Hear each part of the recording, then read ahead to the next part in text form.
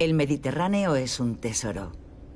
Mare Nostrum, nuestro mar, que el mundo entero sueña con descubrir algún día. El Mediterráneo solo es el 1% de todos los océanos del mundo, pero alberga el 10% de la biodiversidad marina. El Mediterráneo está en peligro y somos nosotros la principal amenaza. Nosotros, que cada vez más nos concentramos en mayor número en sus costas. El Mediterráneo es un mar cerrado. Eso quiere decir que la más mínima catástrofe ecológica no duraría 15 años, sino 200, 500 años. Un mar de una riqueza excepcional que es víctima de su éxito. Algunos lo ven incluso como un nuevo El Dorado. Su riqueza atrae a todo el mundo. Cada día atrae más actividades económicas y al mismo tiempo nadie cuida de él.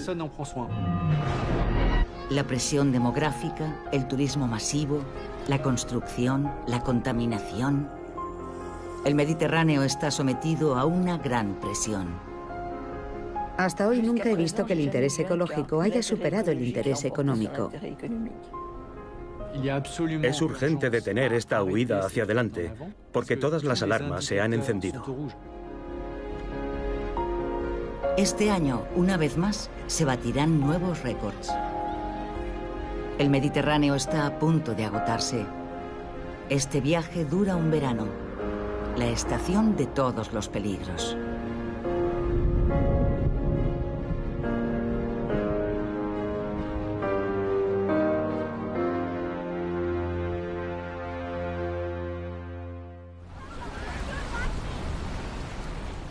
Cada verano vuelve a comenzar.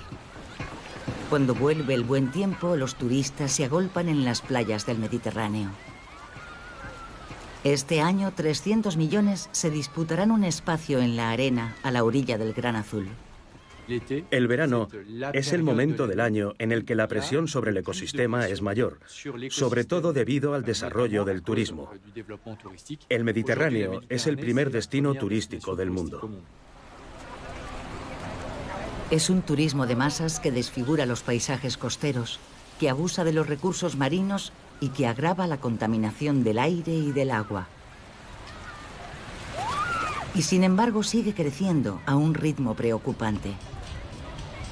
En 2030, 200 millones de turistas más se agolparán alrededor del Mediterráneo. El desarrollo del turismo, especialmente el de cruceros, ha convertido al Mediterráneo en un destino prioritario en el mundo, y es algo que debería preocuparnos. Porque cuando una actividad económica se desarrolla de una forma tan rápida, la experiencia nos demuestra que solo nos damos cuenta de las consecuencias sobre el entorno cuando el mal ya se ha producido.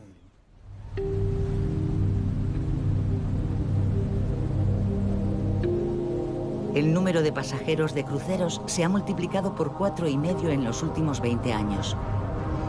Este verano, los puertos del Mediterráneo recibirán 27 millones de visitantes que hay que sumar a los que ya invaden sus costas. Los cruceros se han democratizado y las navieras construyen cada día barcos más grandes para llegar a una clientela aún mayor.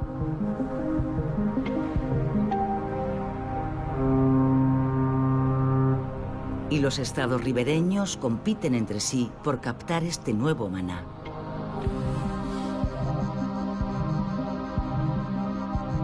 Casi un centenar de puertos en el Mediterráneo dan la bienvenida a esos cruceros. Hace 10 años eran la mitad. España es el país que ha apostado más fuerte por los cruceros. Ya cuenta con 24 puertos y Barcelona se ha convertido en el destino principal en muy pocos años. Pero Palma de Mallorca, la capital de las Islas Baleares, es la nueva favorita de los cruceristas.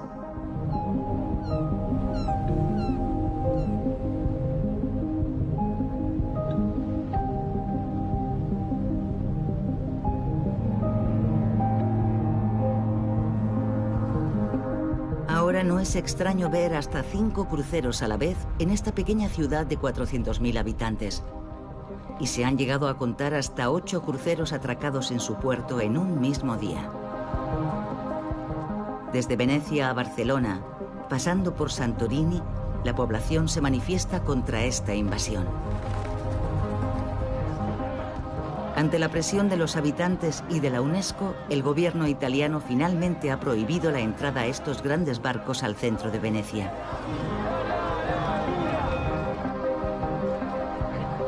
Y la resistencia se organiza. Los representantes de otros puertos han venido a Mallorca a mostrar su apoyo a los habitantes de Palma. Cuando se dice que una ciudad vive de la economía del turismo, más bien debería decirse que corre el riesgo de morir a causa del turismo. En mi opinión, es un problema que comparten todos los grandes puertos del Mediterráneo que reciben cruceros. Nosotros tenemos calculado eso, por ejemplo, los cruceros que mueven a 7.000 personas es aproximadamente la población de mi barrio. Entonces, que mi barrio, pensar que la dimensión de mi barrio se mueve un día de una ciudad a otra, con todo lo que eso supone a nivel de consumos, residuos e impacto en las ciudades, es sencillamente desproporcionado, no tiene sentido. En el plazo de 15 años, Palma ha superado a Venecia y se ha convertido en el tercer puerto de cruceros del Mediterráneo, pasando de 500.000 pasajeros a 1.700.000 al año. El brazo armado de esta conversión acelerada es Joan Gual de Torellà, el presidente de la Autoridad Portuaria de Baleares, el organismo público que gestiona los puertos del archipiélago. Se han invertido decenas de millones de euros para la construcción de nuevos muelles y una nueva terminal para los pasajeros de cruceros. Hay que tener en cuenta que los cruceros es un producto turístico que está creciendo, es un producto turístico de futuro que todavía no ha llegado a su nivel de madurez en el Mediterráneo. Nuestra estrategia es apoyar los cruceros, pues hoy en día se ha invertido y se está cada año asignando unas subvenciones a este tráfico para que sea atractivo para las compañías. Esta estrategia se inscribe en una política global del Estado español y desde 2013 tiene un nombre: Alfombra Azul, un programa a medida diseñado para atraer a las líneas de cruceros a España. La visita a España comienza por sus puertos. Modernos y competitivos, dan la bienvenida a los pasajeros de cruceros con los mejores servicios portuarios. En estudios de otros sitios se habla de que hay 80 o 90 euros al día un crucerista puede llegar a gastar, pero cada vez más esto se ha reducido a 30 o 40 euros, porque los cruceros cada vez son más baratos y el poder adquisitivo de los cruceristas es cada vez más bajo. Se interesa para pasear, hacer una excursión, tomarse un helado y volver al barco. Este no es un turismo rentable para nosotros. Con 600 escalas de cruceros solo el año pasado, los cruceristas siguen disfrutando de la bienvenida que las autoridades les reservan. Símbolo de esta fructífera asociación, una empresa alemana ha elegido Palma para celebrar la inauguración de su nuevo crucero gigante, pero manteniendo a distancia a los periodistas. Es cierto que el mundo de los cruceros ya no tiene buena prensa. Los barcos consumen demasiados combustibles fósiles, en especial combustibles pesados, y son una fuente importante de contaminación atmosférica.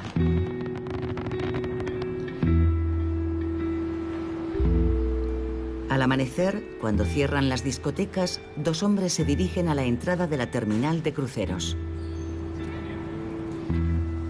El profesor Axel Friedrich es un científico especialista en contaminación atmosférica. Le acompaña Daniel Rieger, miembro de la asociación ecologista alemana NABU, que ha hecho de la lucha contra la contaminación de los cruceros uno de sus caballos de batalla.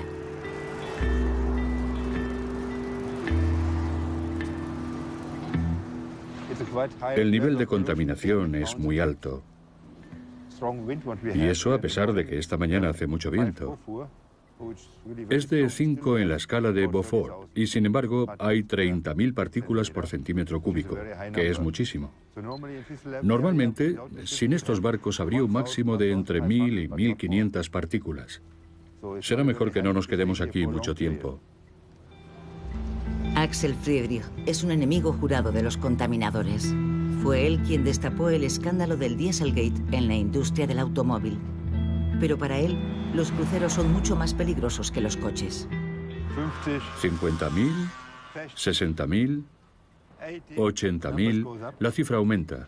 Eso indica que está llegando un barco. 100.000... Se puede sentir. Estamos en el mejor lugar.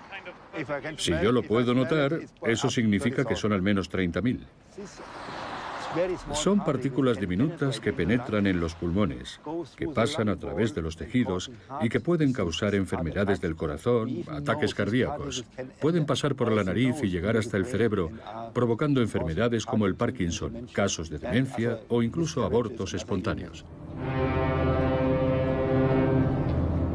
Partículas finas, pero también azufre y óxido de nitrógeno que dañan la capa de ozono. Los cruceros, al igual que los cargueros, son auténticas fábricas de contaminación. Y la obligación de utilizar combustibles menos nocivos no entrará en vigor hasta 2020. Pero esos combustibles seguirán siendo al menos 5 veces más contaminantes que el diésel de automoción. Y estos parques de atracciones flotantes funcionan las 24 horas del día, incluso cuando están atracados, para alimentar la iluminación y el aire acondicionado. Pero también distracciones devoradoras de energía, como los casinos, las pistas de hielo y los simuladores de olas. La potencia que consumen estos barcos equivale a la de una pequeña central eléctrica, pero si fueran centrales eléctricas no las autorizarían porque contaminan demasiado. Eso quiere decir que las ciudades están muy contaminadas por esos barcos, y no solo para sus habitantes, sino también para los turistas. Es increíble.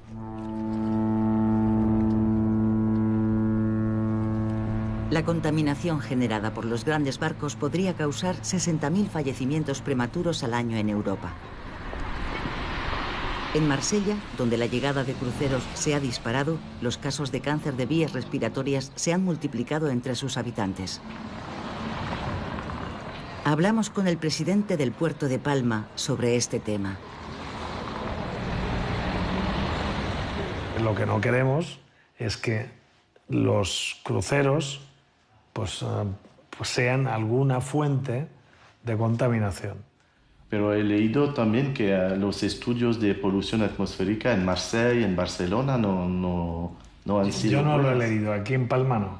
Sí. En Palma no. Sí, porque no existen. En Palma lo que nosotros estamos colocando son sensores exhaustivos por todo. Entonces, a partir de ahí, hablaremos con datos. No hablaremos como que nos parece que con percepciones emocionales, sino con datos. Es que, a ver, lo lógico para nosotros es que estos estudios se hicieran previamente a haber apostado de una manera tan directa por el incremento del turismo de cruceros. Lo lógico no es que una vez que tenemos el problema evaluemos si queremos tenerlo o no. Los resultados del estudio aún no se han hecho públicos. En el puerto, los trabajos ya se han reanudado con el propósito de acoger a los cruceros más grandes del mundo. Más de 350 metros de eslora. El objetivo es conseguir que las líneas de cruceros hagan de Palma su centro de operaciones. Un puerto de embarco y desembarco de pasajeros. Varias compañías ya han dado su visto bueno.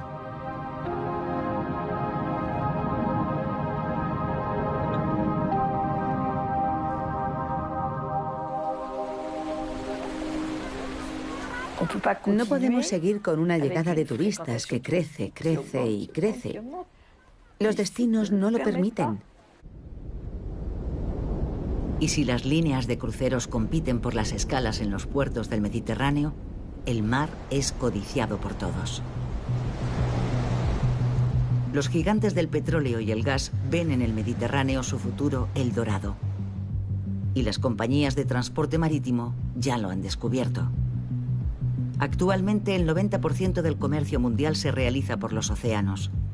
El tráfico de carga se ha multiplicado por 4 en los últimos 25 años. Y el Mediterráneo, una vía de paso entre Asia y Europa, ha cargado con la mayor parte del crecimiento del transporte de mercancías. Hoy, un tercio del comercio marítimo internacional pasa por el Mediterráneo. El tráfico es incesante. Se han creado rutas de 10 vías para los buques portacontenedores procedentes de Asia, y esa es ahora una de las mayores amenazas que pesan sobre el Mediterráneo. Cada año, 120.000 buques cargueros cruzan el Mediterráneo. Y debido a que la capacidad del canal de Suez se dobló en 2016, se espera que el tráfico aumente un 4% cada año. Los cargueros contaminan el aire, al igual que los cruceros, y su proliferación degrada los ecosistemas marinos.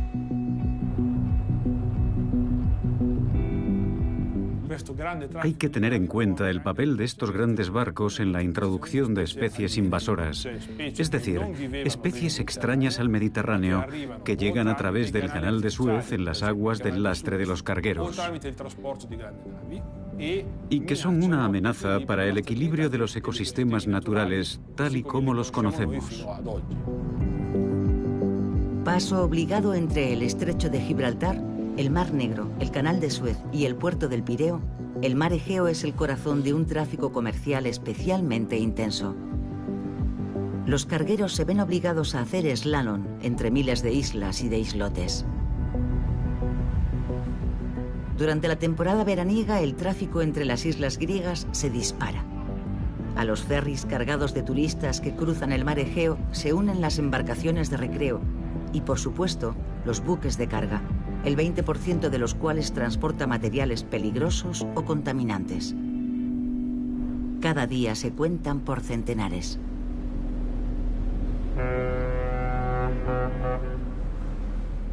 Y sin embargo, aquí, al igual que en el resto del Mediterráneo, no existe una normativa que regule este tráfico.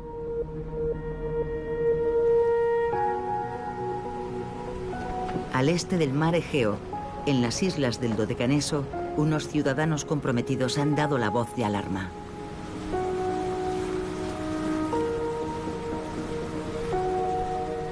Anastasia Miliu dirige Archipiélagos, una ONG con sede en la isla de Samos que estudia y protege la biodiversidad de las islas griegas. En compañía de sus estudiantes, realiza un censo de las poblaciones de mamíferos marinos regularmente. Esta zona es muy importante para los delfines. Concretamente, en este lugar vive la última población del Mediterráneo de los llamados delfines comunes.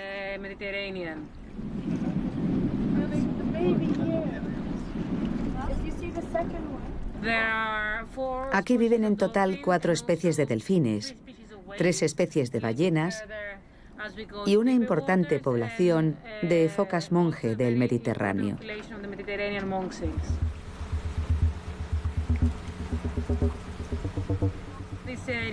Esta zona, en la que existe una gran biodiversidad, es también una zona de alto riesgo de accidentes marítimos debido al tráfico intenso que se observa aquí. Allí hay una cría.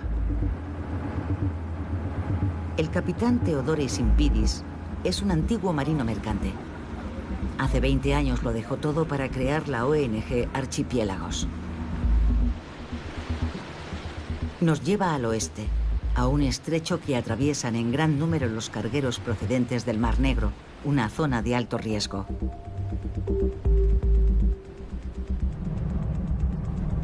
El barco de Archipiélagos se cruza con un buque que transporta productos químicos.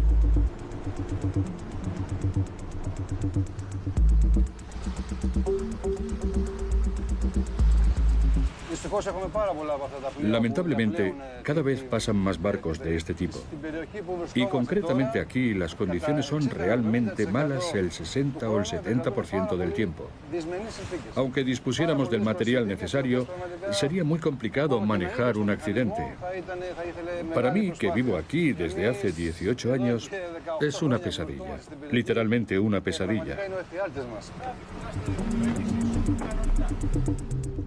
Simpidis ha navegado por todos los océanos y sabe mejor que nadie hasta qué punto el mar Egeo es peligroso, no solo por sus miles de islas, sino también por su caprichosa meteorología y los fuertes vientos que soplan todo el año. Sin embargo, hasta hoy, solo la aproximación a los puertos del Pireo y de Tesalónica han sido objeto de la regulación del tráfico marítimo. Observad esta imagen. Es el tráfico en tiempo real. Todos los barcos que vemos aquí están en movimiento. Los de color verde son cargueros, con carga seca o contenedores. Y en rojo son los que navegan por centenares en este mismo momento y que transportan petróleo o derivados del petróleo. Y existe también otro tipo de cargamentos, los cargamentos peligrosos, y esos no se declaran. Ni siquiera sabemos qué barcos los transportan. Navegan en todas las direcciones, cuando deberían seguir trayectorias marítimas precisas y separadas en función de su rumbo. Pero como podemos ver aquí, van por donde quieren. Es el caos total. El resultado es que en esta zona se producen la mitad de todos los accidentes marítimos. En los últimos años se han producido docenas de accidentes más o menos graves. Solo el año pasado hubo 15.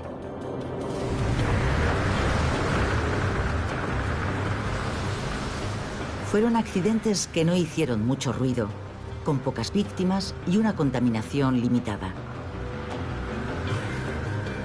Los guardacostas, ayudados por remolcadores de compañías privadas, han logrado evitar hasta hoy una catástrofe. Pero no disponen de los medios suficientes para proteger todo el mar Egeo, a pesar del discurso oficial que pretende ser tranquilizador. Prueba de ello fue lo ocurrido en septiembre de 2017, cuando un pequeño carguero se hundió en mitad de la noche en Salamina, justo frente al puerto del Pireo.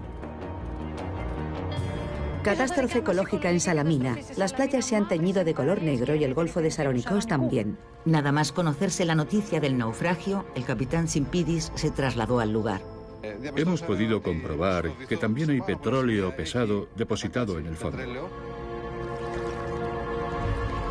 Los días siguientes, a pesar de la proximidad de los equipos de emergencia, los griegos asistieron impotentes a la llegada del petróleo a las playas de Atenas. Las autoridades fueron señaladas. Debemos enviar ayuda. El Estado es el único responsable. Esto es una catástrofe. 10 años antes de aquel accidente, un barco de pasajeros encalló en los acantilados de Santorini. Sus restos aún reposan bajo el agua. Pero hoy, las autoridades prefieren contar otra historia a los turistas. Su única preocupación era silenciar lo ocurrido para que se terminara olvidando. Y las pequeñas boyas que quedan para evitar las fugas residuales de petróleo se presentan a los turistas como una granja agrícola. Es realmente indignante. Y no se ha tomado ninguna medida para evitar que en el futuro se produzca un nuevo Sea Diamond.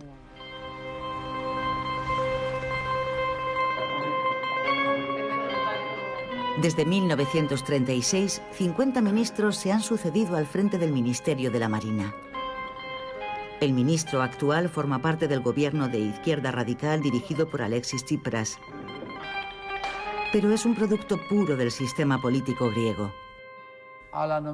Yo creo que la seguridad de nuestros puertos y de toda la zona es la mejor que podemos tener.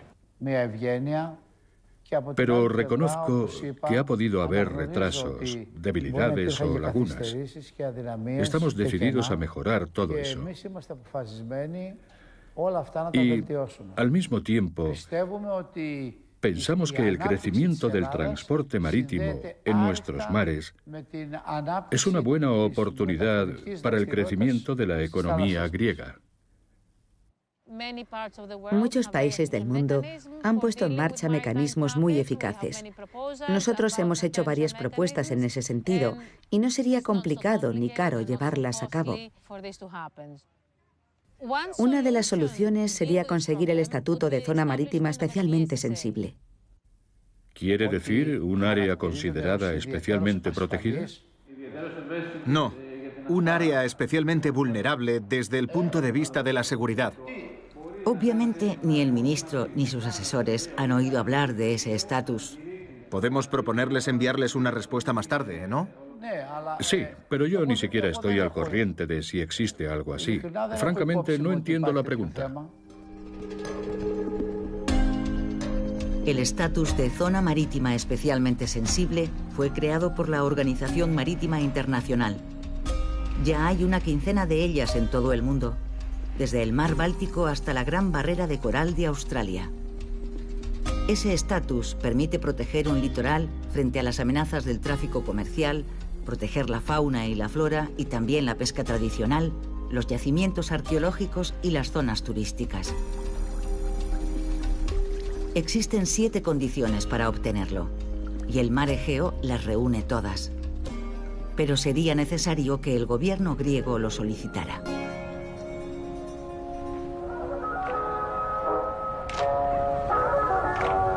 Algo que Atenas descarta hacer, para no poner en peligro la principal industria del país, el turismo.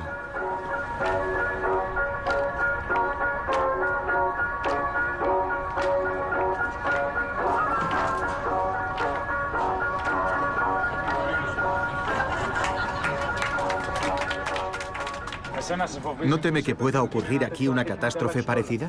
No pasaría nada. Lo taparían en 2 segundos. Se lo aseguro. Es el país del no es para tanto, del olvídalo. Y después llega la catástrofe.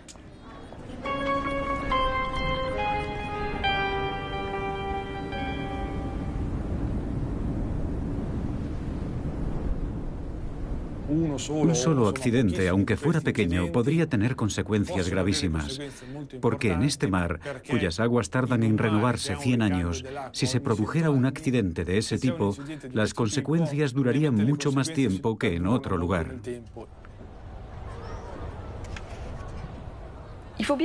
Debemos tener en cuenta que vivimos en un sistema económico que nunca tiene en consideración la pérdida de nuestro patrimonio colectivo. Imaginemos por un momento que valoráramos la totalidad del patrimonio del mar Mediterráneo y que tuviéramos en cuenta el daño producido a ese patrimonio por su destrucción. No creo que todos tengamos la misma visión de la vida. Proteger el Mediterráneo es cada vez más urgente debido a que sus costas están superpobladas. En ellas viven 150 millones de personas, la mitad de la población total de sus países ribereños. Y ya existen más de 20 ciudades que superan el 1.000.000 de habitantes.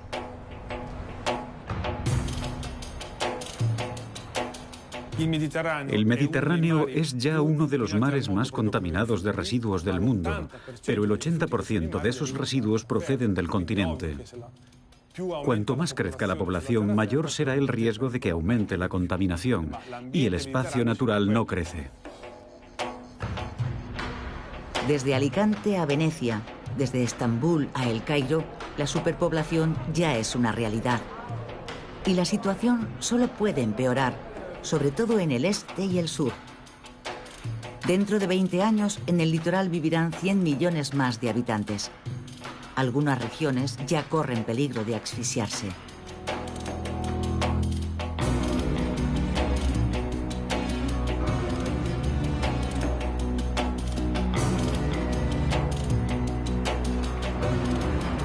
El Líbano, un país de 6 millones de habitantes, apenas más grande que un departamento francés, tiene una de las densidades de población más altas del mundo.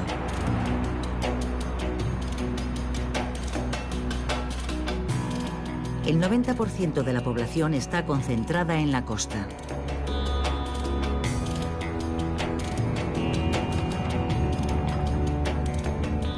Sami Chami, un pescador de Trípoli, la segunda ciudad del país, no se cansa de denunciar la montaña de basura que se acumula entre el centro de la ciudad y el mar. Detrás hay un vertedero repleto de basura.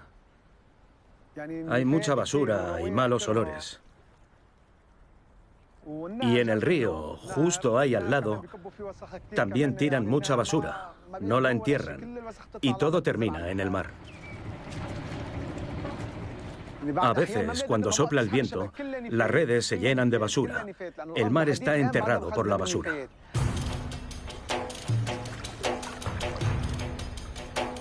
En el Líbano, la gestión de los desechos domésticos es un problema recurrente.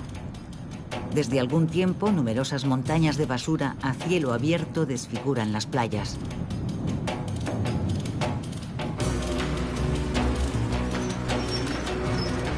La de Saïda, al sur del país, se convirtió en un vertedero y en una catástrofe ecológica hasta que fue clausurada ante las protestas de la opinión pública.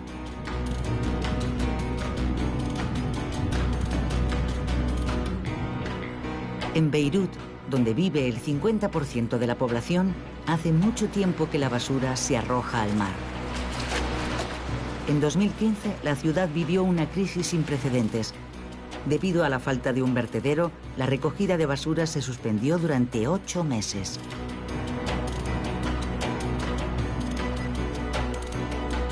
Claude Jabre es uno de los fundadores del movimiento ciudadano Vous Pouvez, Apestan, creado durante la crisis de la basura. Si os fijáis, se pueden ver las tuberías en el mar. Eso son aguas fecales sin tratar. Toda la basura y las aguas fecales van al Mediterráneo.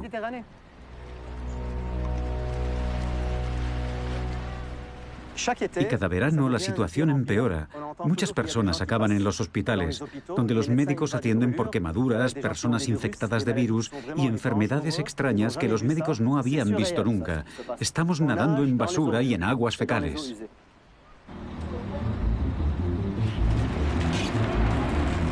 Ahora el gobierno libanés no ha encontrado otra solución a la crisis de la basura que la de sepultar las 750 toneladas de desechos que produce Beirut cada día en vertederos construidos sobre el mar.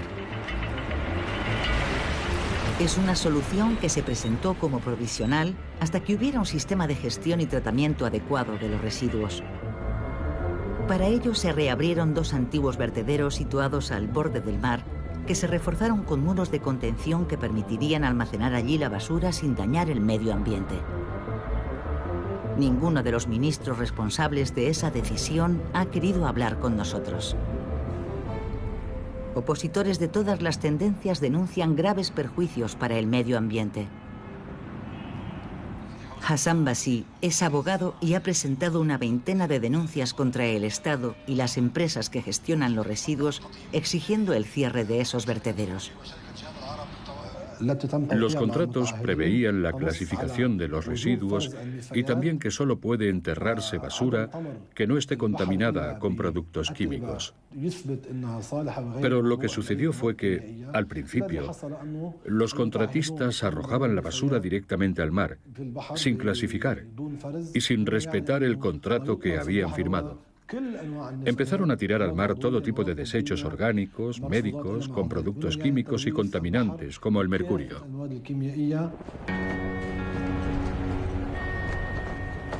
Atrapado entre 2 vertederos, el pequeño puerto de Dora contempla de nuevo el paso de los camiones hacia el vertedero.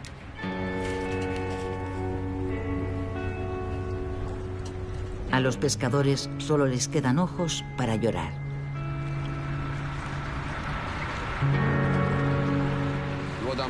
La situación es verdaderamente dramática. No queda nada, no hay peces, solo hay basura en el mar. Antes no había tanta contaminación. Lo han contaminado ellos. Ahora prácticamente no quedan peces, porque los peces no se acercan a los sitios contaminados. Cuando abrieron los vertederos, destruyeron el hábitat de los peces, los sitios donde desovan, porque los peces ponen sus huevas cerca de la orilla y ya no les queda ningún sitio para hacerlo.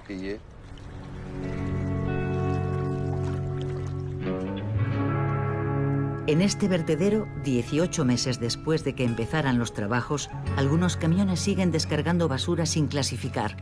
Es una flagrante violación de contrato. Y lo más grave es que el vertedero se ha llenado mucho antes de lo previsto. En lugar de las 900 toneladas anunciadas, aquí se descargan 1.500 toneladas cada día. Líbano sigue gestionando mal sus residuos. No se separan, se tiran en cualquier lugar. Y eso se ha convertido en algo sistemático. Estamos llenando el mar con nuestra basura.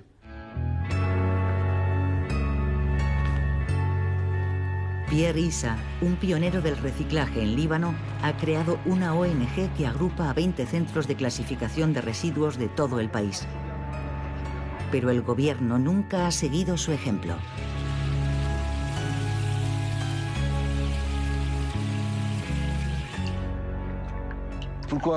¿Que por qué ellos no quieren cambiar? Creen que obtendrían menos beneficios. Ellos quieren que la riqueza acabe en los bolsillos de las 5 o 6 familias dueñas del país, que después reparten prebendas mediante un sistema clientelar y de nepotismo que existe desde los otomanos. Es la corrupción total. El problema de los residuos es un ejemplo claro de la corrupción de la clase política libanesa.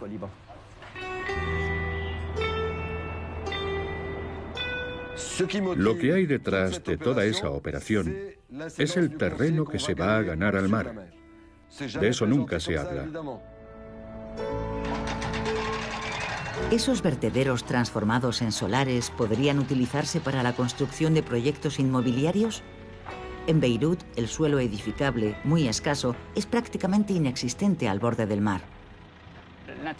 La idea ahora es encontrar una solución al problema de los residuos y, ¿por qué no convertirla en una gran operación inmobiliaria a medio y largo plazo?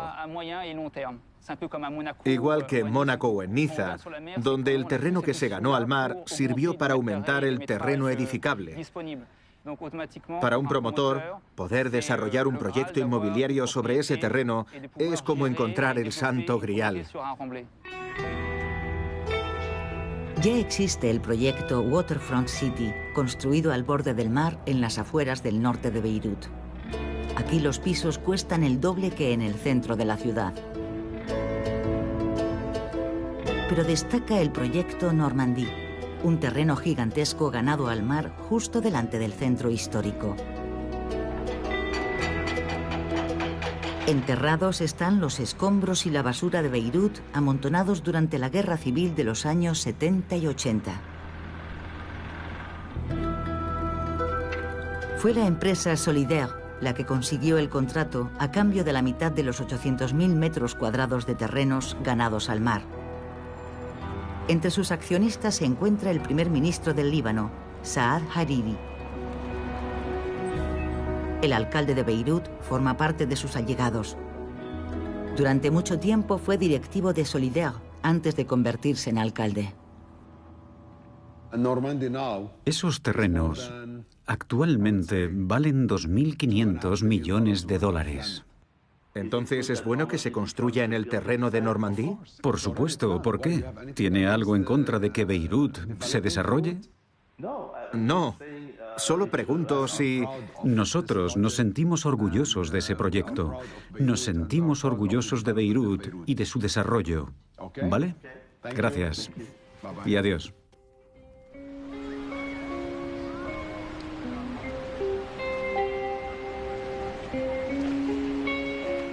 Nunca he visto que el interés ecológico haya prevalecido sobre el interés económico. Nunca lo he visto.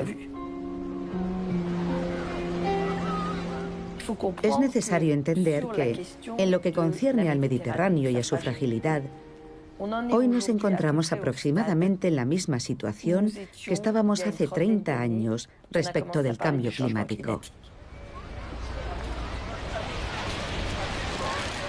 La contaminación industrial no es en absoluto un fenómeno nuevo en el Mediterráneo.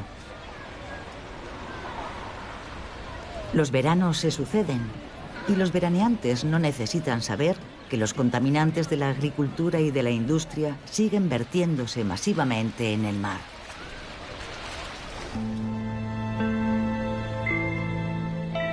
Hay grandes polos industriales a lo largo de todo el litoral. En Francia, la laguna de Berre, situada entre Marsella y la Camarga, es uno de los lugares más contaminados de Europa. Refinerías, plantas de derivados del petróleo, industrias químicas o siderúrgicas, todas esas fábricas siguen activas a pesar de su mala reputación medioambiental. En el norte, las fábricas, envejecidas, están más controladas. Pero las regulaciones no siempre son respetadas y los contaminantes siguen llegando a través de ríos como el Ródano y el Po en Italia. En el sur, por el contrario, la presión ecológica ha empeorado mucho con el desarrollo económico. Las industrias contaminantes se están deslocalizando allí, en Libia, Argelia, Túnez, deteriorando un entorno que hasta ahora se había conservado. Túnez es conocido por su sol, sus playas y sus oasis. Durante mucho tiempo fue un destino económico para los turistas europeos, hasta que los atentados yihadistas los ahuyentaron. Pero existe otra realidad menos conocida.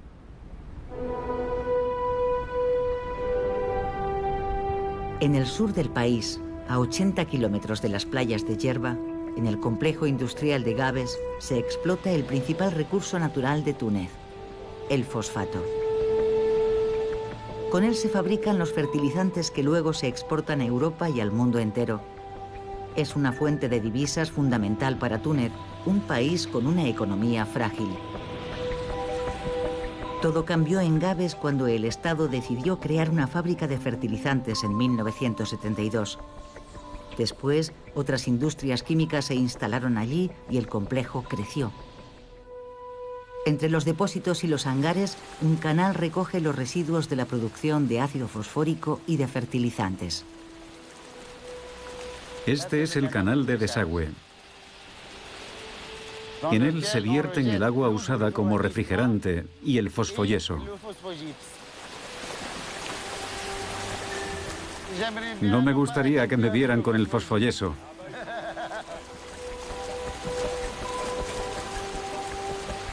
Todo eso va al mar. Todo eso va al mar. ¿Es la principal fuente de contaminación? Efectivamente, del mar.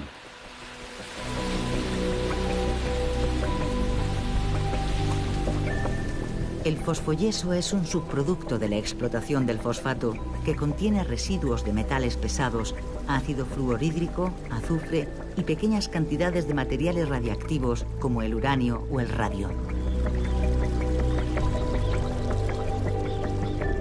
Cada día la fábrica vierte al mar 6.000 toneladas de este veneno sin ningún tratamiento a través de la playa de Chott Salem.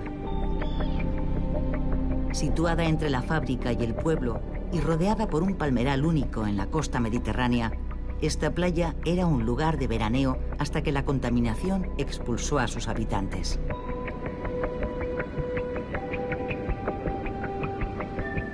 Amin es hijo de una familia de pescadores.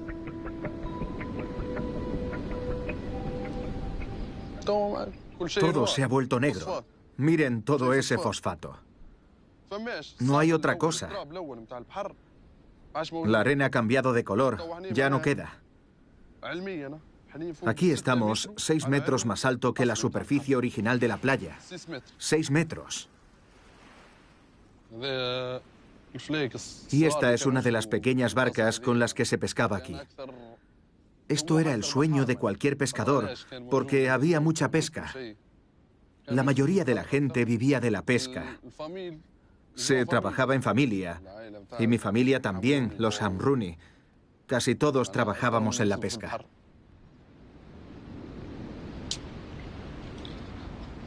Cuando era niño yo también iba, todo el mundo salía a pescar.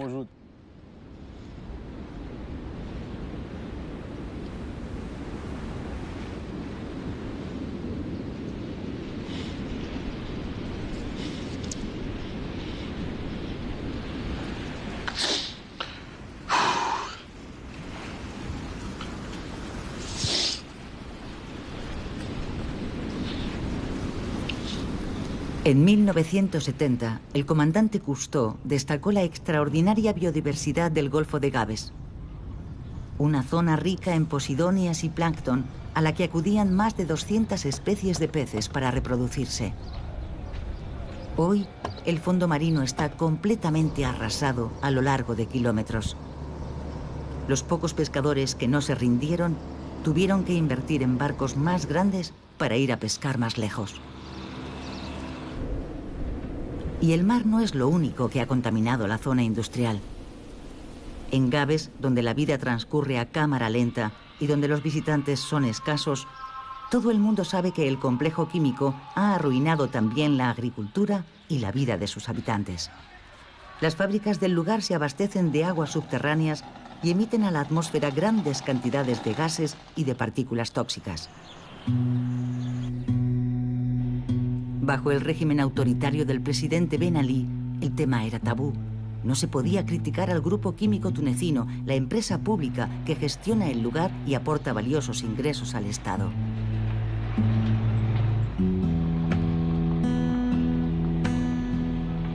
Tras la revolución de 2011, nada cambió. La fábrica sigue emitiendo grandes cantidades de gases tóxicos, como se puede ver en estas imágenes grabadas por un vecino.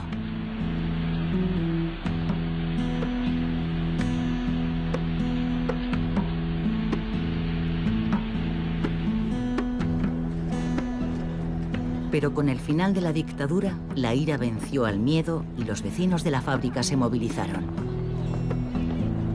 Se formaron muchos colectivos de ciudadanos para dar voz a las víctimas e intentar conseguir el cierre inmediato de todas las plantas contaminantes del complejo.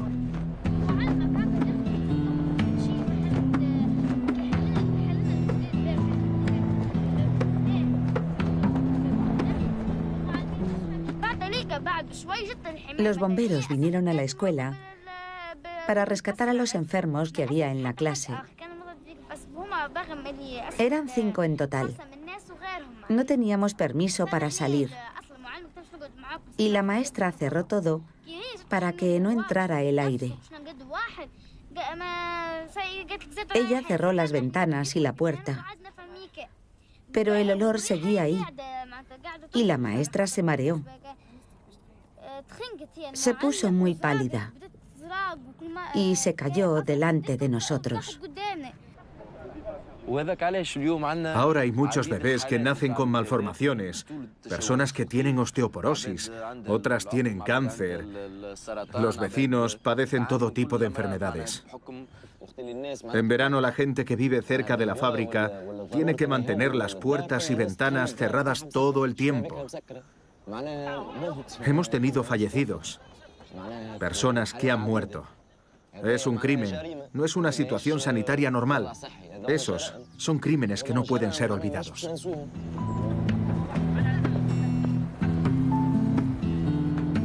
Para intentar comprar la paz social, el Estado y el grupo químico reparten subvenciones, indemnizaciones y empleos dependiendo de cada caso. Aunque siguen negando su responsabilidad en esta tragedia de la salud pública, a pesar de los casos de enfermedades graves y de fallecimientos. En cuanto a la población, cuando les afectan esas enfermedades, pueden decir lo que quieran y psicológicamente lo entendemos. Pero desde un punto de vista exclusivamente científico, nada demuestra esa relación dialéctica entre el entorno y la salud.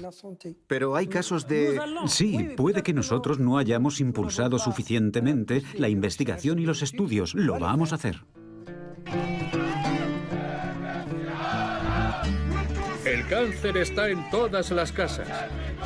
A comienzos del verano de 2017, la población volvió a rebelarse una vez más. Las manifestaciones duraron 2 días. ¡Basta de vertidos! Tras ese estallido de rabia estaba la promesa incumplida del gobierno de poner fin a los vertidos de fosfoyeso en el mar. Acorralado, en esa ocasión el gobierno prometió resolver el problema de las emisiones de gases tóxicos en un plazo de 2 años. y se comprometió a desmantelar las plantas contaminantes en 8. Durante los últimos años, las promesas no se han cumplido y el calendario nunca se ha respetado. Queremos garantías y documentos que comprometan al gobierno. Más allá de las promesas, quizás sea el dinero lo que falte. Se calcula que el desmantelamiento de las instalaciones costaría 1.100 millones de euros. El grupo químico tunecino, que atraviesa una profunda crisis, ya ha anunciado que no podrá financiarlo solo. Y el Estado tampoco. Nosotros contamos con nuestros amigos europeos, con nuestros amigos del Mediterráneo, con la Unión Europea. Yo estoy seguro de que ellos van a invertir y a ayudar a Túnez en este proyecto. Soy muy optimista.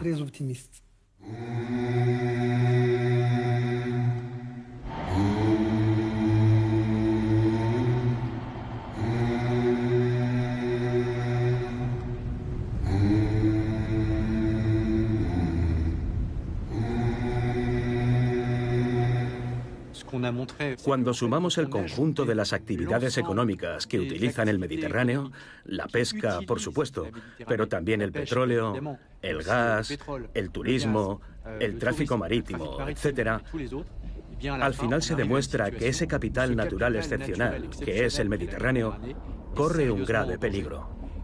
Y esta saturación aumenta las tensiones entre las diferentes actividades. Y la mayor amenaza es que el Mediterráneo se convierta en el mar muerto más grande del mundo. ¿Ese es el legado que queremos dejarles a nuestros hijos?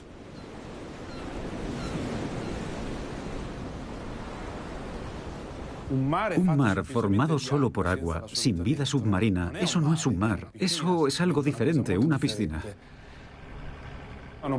No podemos permitir eso, porque si el mar muere, muchas otras formas de vida morirán con él y pondremos en peligro nuestra propia supervivencia.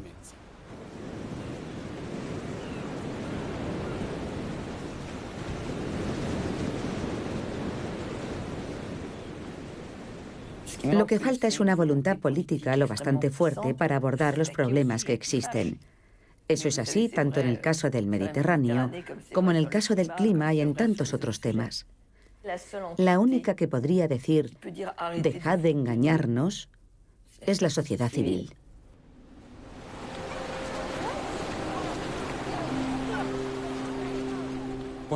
¿Podemos salvar el Mediterráneo? Puede ser, puede ser.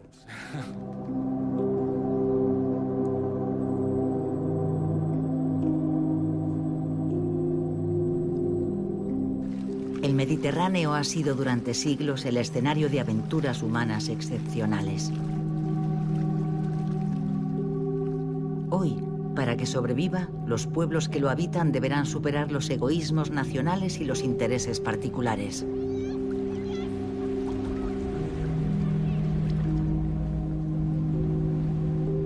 Y los próximos veranos serán, quizás, más amables para el Mediterráneo.